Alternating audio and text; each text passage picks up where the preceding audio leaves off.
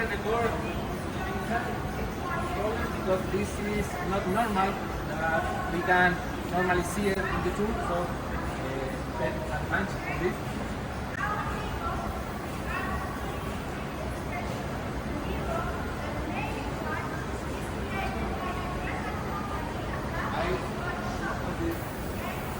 So, please,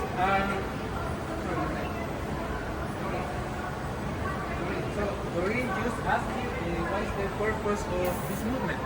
So, this movement, the workers here in Paranal need to make this each period, okay? It's important that it's made because every single night we want to observe this kind of incident. So, this is basically a calculation of the movement as a single movement. So that means the people that are looking to move this a certain amount of time. Like the kind of this structure will have a pressure system that maintains this stable, basically.